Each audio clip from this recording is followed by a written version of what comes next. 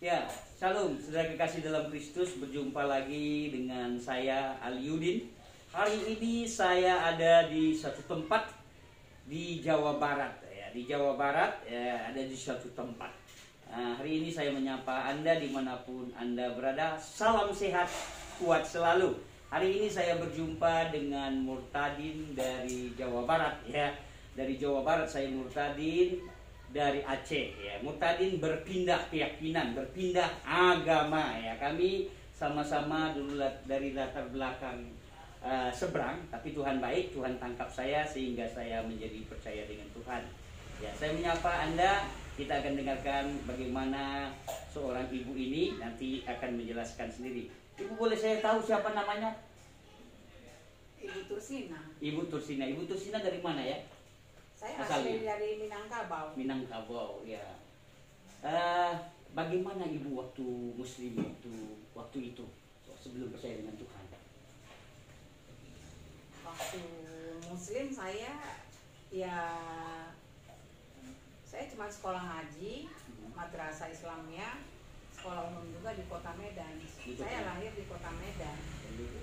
Nah, ya, terus saya belajar.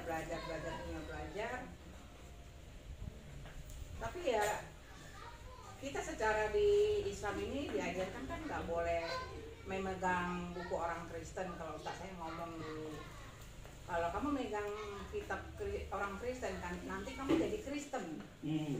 Kalau kita di Kota Medan nggak ada masalah. Kalau Natalan, Lebaran, Idul Fitri itu kita zaman dulu oke aja, tidak pernah mengkafirkan orang.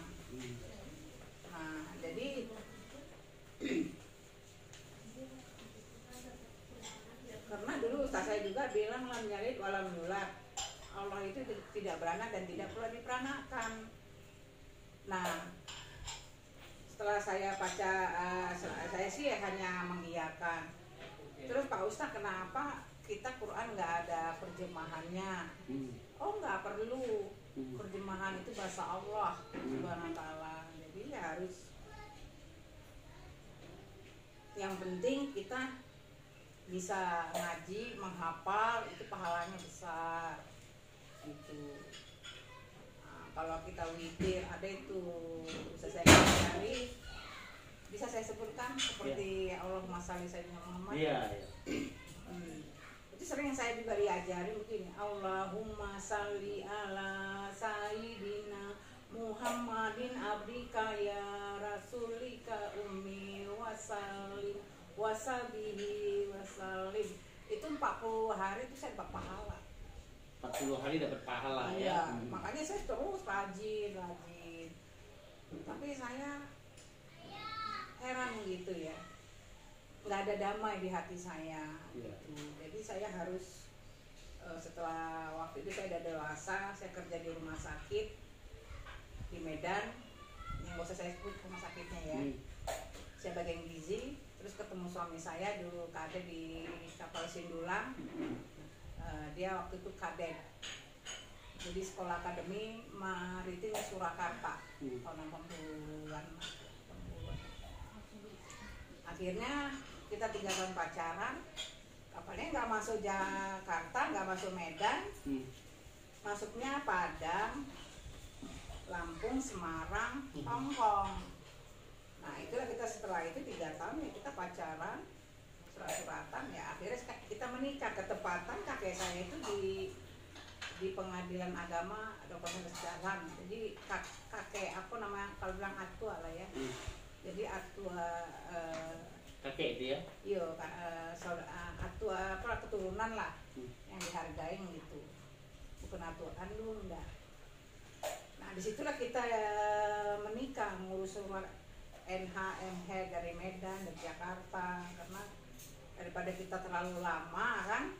Nah, akhirnya nikah, panggillah orang Sia itu yang tidur menghadap kiblat.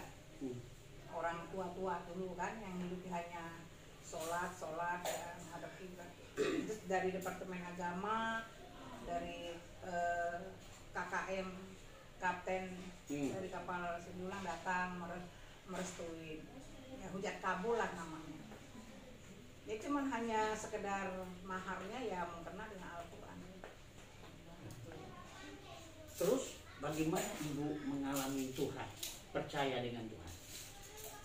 Percaya sama Tuhan waktu itu gini, waktu suami saya ke 3 bulan kemudian ya berlayar, saya hamil. Habis itu saya pulang ke Medan. Terus suami saya datang ke Medan. Saya bilang nggak usah lagi berlayar. Karena papamu orang apa ya? Kalau agama kita itu tukang kawin. Bapak saya aja bininya 6. Bapak ya, bapak kamu? Bapak saya. Nah bapak kamu 4 kali. Bapak saya kan pedagang besar keluar kota, jadi sistem zaman dulu kan daripada berzina baru menikah. Nah, jadi saya nggak mau seperti itu. Kalau suami saya pelaut, kapten pelni, nggak mau kan di mana sandar ya ada begini daripada berzina kan begitu. Jadi semuanya keluarga dari suami saya punya itu semua gadis, nggak ada yang janda gitu. Tapi itu kita bisa bertahan, tapi kan tidak ada kedamaian. Terus akhirnya suami saya berhenti dari berlayar, ya udah langsung kerja lah jadi kuli bangunan, kerja ini selama ada kali 9 bulanan lah, hampir ya mau setahun setengah. Anak saya kan 7 bulan itu ke Jakarta. Dia kirim surat ke ibunya, harus kirim surat ke ibu suruh ke Jakarta. Ke Jakarta ya udah kembali ke Jakarta, akhirnya dimasukin kerja di Jerman motor sama abang saya. Itulah setelah berapa kemudian saya punya anak 2, nambah kan anak 2. Tiba-tiba saya di pasar gitu nanya, tante bawa dong ke gereja gitu. Kau kan orang Islam, kenapa mau ke gereja gini? Iya, saya kepingin tahu. Jadi ibu bertanya sama orang. Kenapa ingin tahu apa? Ya karena saya dari Medan, Padang, Palembang, Jakarta itu rumah tangga orang tuh berantem mulu, nggak damai gitu. Anak nggak dikasih makan, nggak dikasih ini ya, itu kan nggak manusia gitu loh.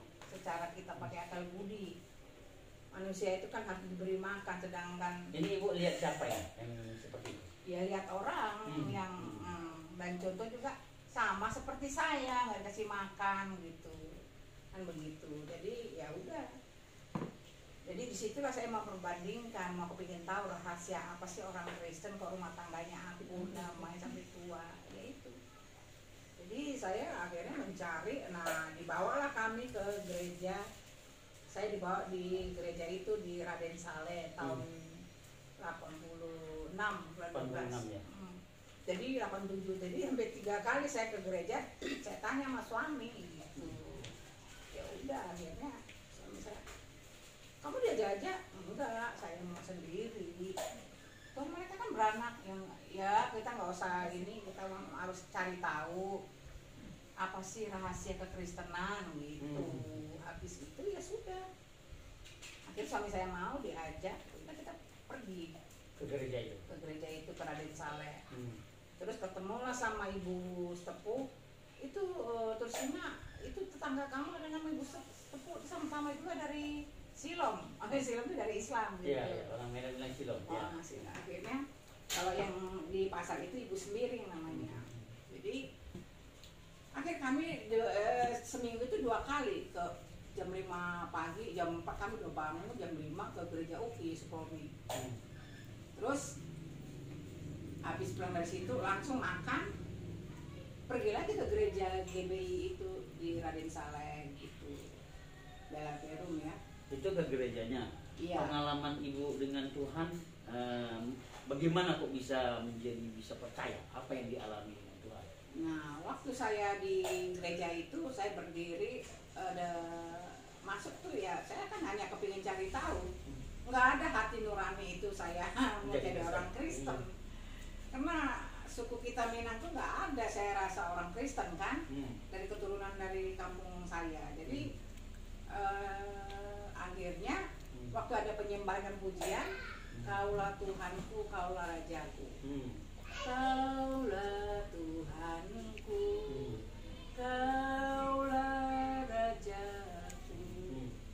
Kau yang termulia Amin.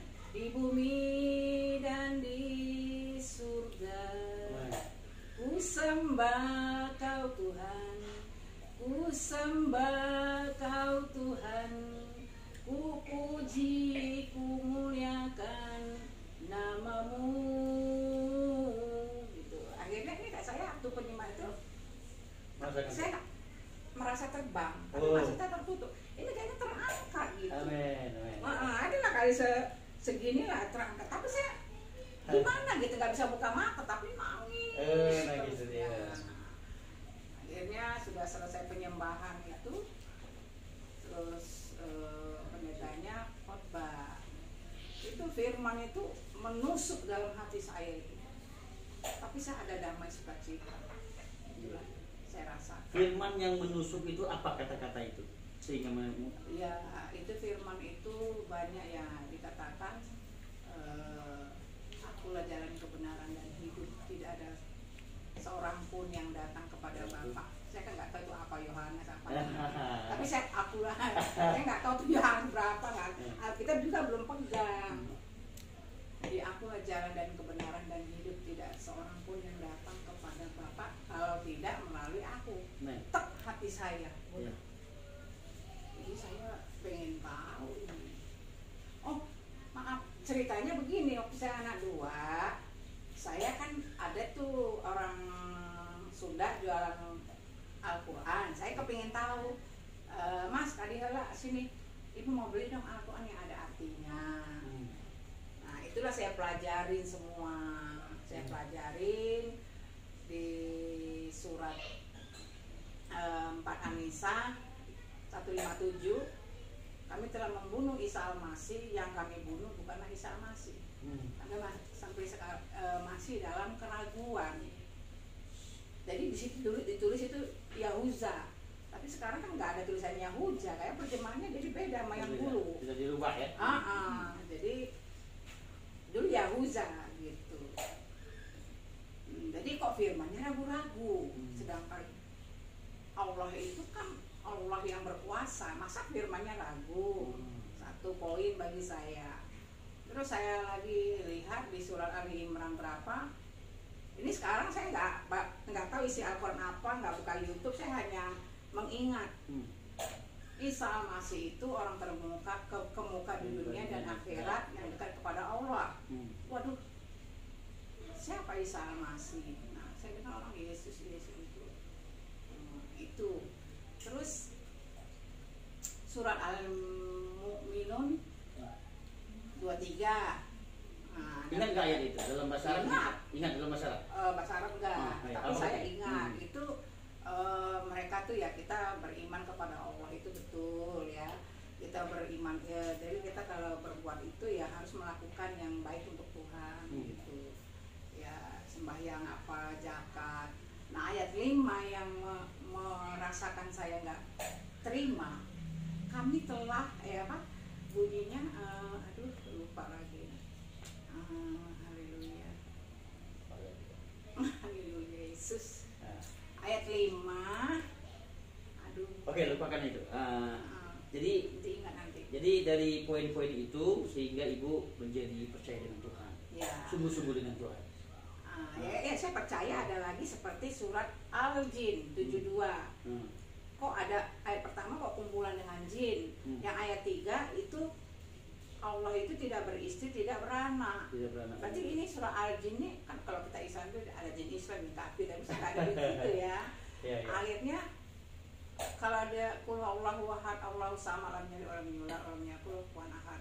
Katakanlah ya Muhammad bahwa Allah itu saya kan. Nah, jadi yang lam yalid walam yulad itu Allah itu tidak pernah diperanakan. Kita sambung dengan surat Al-Jin itu. Nah, yang mengatakan Allah itu tidak beranak dan tidak pula diperanakan itu di surah Al-Jin itu ada. Itu saya yang ini. Yang jadi ragu. Jadi saya kepingin tahu. Nah, sampai Isa itu adalah kalimatullah. Isa itu adalah firman Allah, sedangkan Muhammad bilang Isa itu adalah Allah yang maha tinggi dan maha bijaksana. Itu di hadis berapa saya lupa, dan nama saya zaman dulu kan.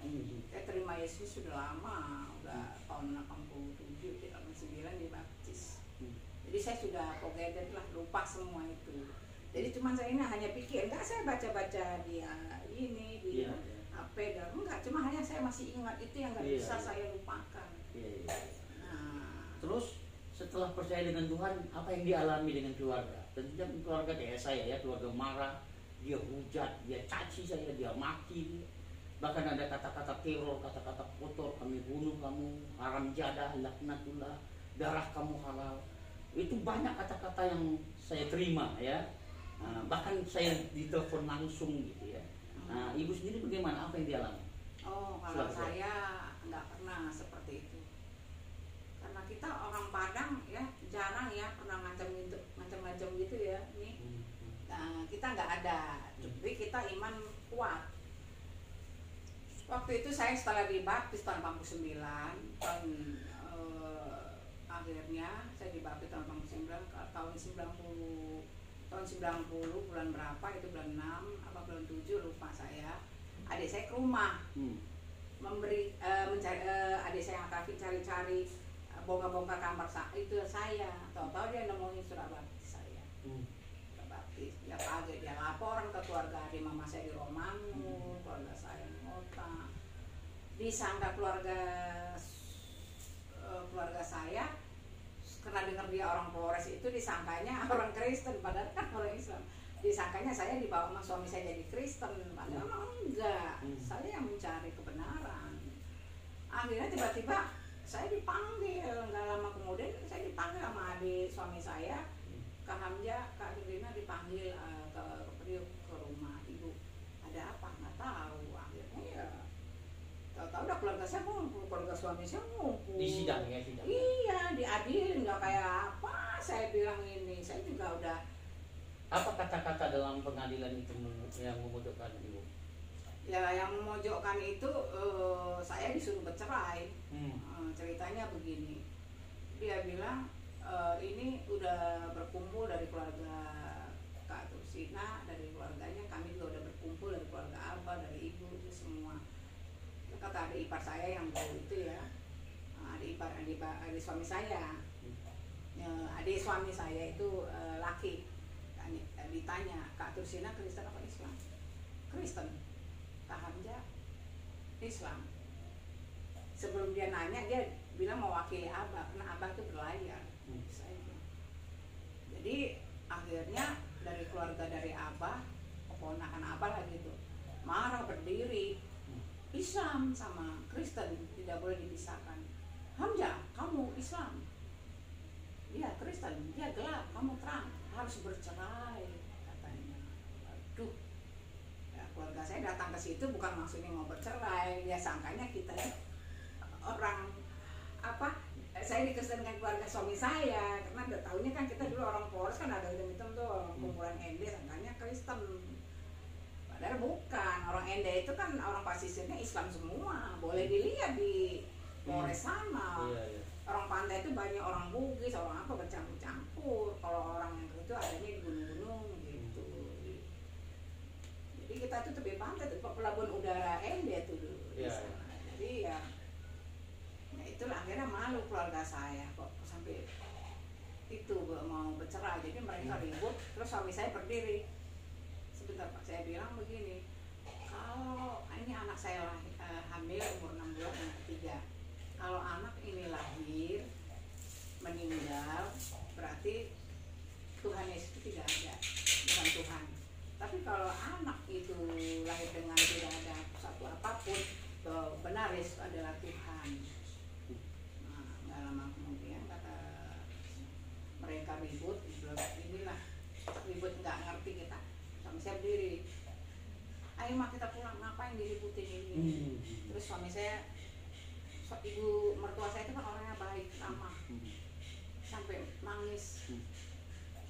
Kata suami saya, Bu maaf ya Hamja mau pulang. Ya Hamja jangan sampai bercerai. Nah, mertua saya nggak mau nyuruh kita bercerai. Kenapa? mertua itu muslim juga ya? Iya. Muslim ya, orang muslim. Iya.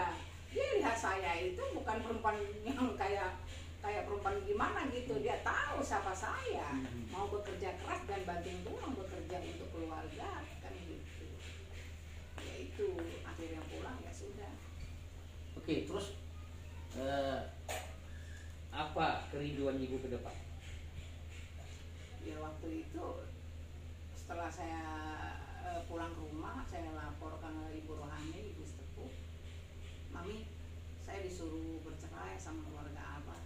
Terus ya saya bilang aja kalau anak ini lahir mati berarti restu bukan Tuhan, tapi kalau dia lahir dengan selamat tidak ada suatu apapun berarti benar restu adalah Tuhan. Ya puji Tuhan lahir jam 12 malam, suami saya antar, nggak ada apa-apa, baru mau naik tempat ini nunggu jebrok gitu aja udah langsung. Nah, puji Tuhan waktu itu suami saya jalan motor kan ada dari kantor kan ada, kita pakai dokter, sama dokter Darsono. Waktu itu dokter itu bilang, Bu anak ibu nih banyak nih 9 lahir rapat-rapat dari hari-hari. Enggak dok, saya udah cukup 3 aja karena saya keluarga besar kan, dari keluarga saya dia udah capek, 3 ya cukup, saya bilang. Oke. Apa kerinduan ibu ke depan ini? Ya, setelah pengalaman-pengalaman itu terus ini sekarang sudah sungguh-sungguh dengan Tuhan. Nah, kerinduan ibu ke depan ini sekarang apa? ini puji Tuhan ya saya pulang dari Eropa dengan suami saya ya waktu Eropa itu dalam penginjilan? Bukan, kita bekerja karena suami di kapal ya? Enggak, saya itu udah biasa dari tahun 2001 Jakarta London. Ibu pekerjaannya apa sesungguhnya? Saya dulu di Jakarta itu buka usaha salon. Jadi kok bisa keluar? Salon aja saya tinggalkan. Ya itu nanti kita yang akan datang itu panjang ceritanya. Ya. Jadi ya kita ada. Apa kerinduan ibu ke depan ini? Apa kerinduannya? Yang kerinduan saya ya waktu saya som itu kan kita dikasih ijazah itu ya, Matius 28 untuk memberitakan Injil. Itulah saya rindu. Saya mau melayani ke daerah-daerah. Saya suka tanya-tanya. Kemarin saya ada pelayanan, teman saya itu udah jadi ibu gembala ke Samosir, ke Panguruan. Saya ke sana. Habis ke sana bulan Maret itu terjadi corona, jadi saya nggak jadi mau ke Medan. Itu udah penginjilan 1. Oke, saya nangkap sekarang. Jadi kerinduan ibu untuk memberitakan Injil kemana aja ya. Kebetulan saya seorang penginjil yang sangat sederhana dan seluruh Indonesia saya masuki, seluruh Indonesia. Ya, dari Sabang sampai Merauke. Ya, kalau di Papua itu Sorong, Jayapura, Yaukimo, Biak, Manowari, Moropen, Merauke, Gunung, Lembak saya kuasai. Bahkan sampai Papua Nugini, Montagen, Hagen, Tari, Mindi, Le, Arapot, Mosby saya kuasai. Padang, ibu tanya Padang di mana saya tahu, sampai ke Pulau Mentawai ya. Saya tahu pulau-pulau, Pulau Batam, Pulau Bintan, Pulau Bulu, Pulau Bertam, Pulau Nias saya kuasai. Pulau Jawa, Jawa Timur, Jawa Tengah, Jawa saya kuasai. Sampai saya tahu bahasa Jawa, saya tahu bahasa Sunda. Sok abdi tetiasa ngomong Sunda. Jadi Ambon apalagi saya kuasai. Seram, Tua, Masohi, Saparua saya kuasai. Karena saya tinggal di sana berminggu kadang berbulan di desa terpelosok terpencil. Jadi ibu nggak betulan ini berjumpa sama saya seorang penginjil ya. Saya masuk Malaysia Barat, Malaysia Timur, Thailand, Bangkok, Taiwan, Manila, ya kan, Papua Nugini, Dili, Los Angeles, Texas, Iowa, Kansas, Dallas, Boston, California. Saya masuk di mana-mana. Nggak masuk akal kan? Jadi ya. Saya ini penginjil benar-benar murni penginjil dan tidak pernah pulang. Kalau ibu tanya di mana rumah saya juga tidak tahu di mana rumah saya. Saya tidak dengan istri ikut. Nah, makanya isi saya bawa terus. Banyak orang yang marah sama saya, bro bawa isi terus. Pendeta Ali bawa isi terus. Ya saya bawa istri namanya isi saya daripada bawa istri orang. Iya betul. Nah, jadi saya ini, ibu tidak kebetulan hari ini, saudara dikasih, tidak kebetulan kami berjumpa dengan ibu. Saya tidak kenal beliau. Saya baru aja kenal beliau ini. Belum 1 jam. Tiba-tiba saya interview sedikit ibu. Ya terima kasih. Terus apa pesan ibu buat pada para penonton dan orang-orang yang menyaksikan suara ibu hari ini? Apa pesan ibu terhadap orang Kristen kah, atau terhadap orang Muslim kah, atau keluarga kah, bisa disampaikan sedikit? Ya, pesan saya rindu keturunan Muslim. Sebetulnya saya kasihan bagi orang Muslim tidak mengerti kebenaran firman Tuhan karena tidak mengerti. Saya rindu keturunan Nebayot, Kedar itu diselamatkan. Itu sangat rindu. Saya itu doanya saya untuk mendoakan keturunan suku saya, ya umat Islam lah. Saya harus ini dimenangkan datang kepada Yesus. Itu satu kerinduan saya. Kadang-kadang saya itu sedih melihat kita orang Islam ini nggak ngerti apa-apa. Jadi saya sering mengarahkan mereka, kalau nggak benar saya ajarkan yang baik. Itu saya rindu mereka itu juga dibuka mata hatinya untuk menerima Yesus Tuhan dan Juru Selamat kita, supaya hidup kita ada damai sukacita. Itu pesan saya. Ya, bagus. Terus ini sebelum tutup ini kita akan tutup. Sering sekali orang bilang, saya aja katanya orang Batak.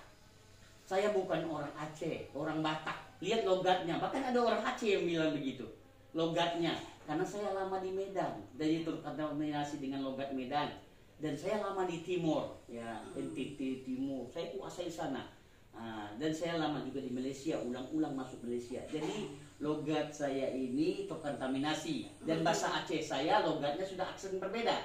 Jadi mereka tidak percaya dengan saya orang Aceh. Padahal saya tahu bahasa Aceh. Mungkin ibu bisa sapa sedikit buat keluarga dalam bahasa Minang atau bahasa Padang itu, bahasa ibu, supaya orang tahu ibu ini benar-benar orang Padang. Kadang-kadang orang curiga katanya orang Batak ini pasti. Oke, kita tutup dengan itu. Silakan ibu. Apa ini kecian ya? Sepadang, ini kecian Padang. Coba dulu bahasa Padang. Mak kecil lah kawak ini kecian. Jadi kan ibu. Iya dia awal dari Lurang itu. Itu banyak, tapi saya waktu itu kan udah ada kesaksian mengecek bahasa Padang sama si Mirwan itu ya, debater itu dia sudah percaya bahwa saya itu asli orang Padang. Ya. Karena dia sudah meneliti saya, dia cari-cari kelemahan saya, akhirnya kebongkar kampung saya di mana ya. Oh iya Bu, benar-benar Ibu benar orang Padang. Oke, bagus ya. Ya, saudara-saudara kekasih, inilah perjumpaan saya dengan Ibu. Ya, terima kasih.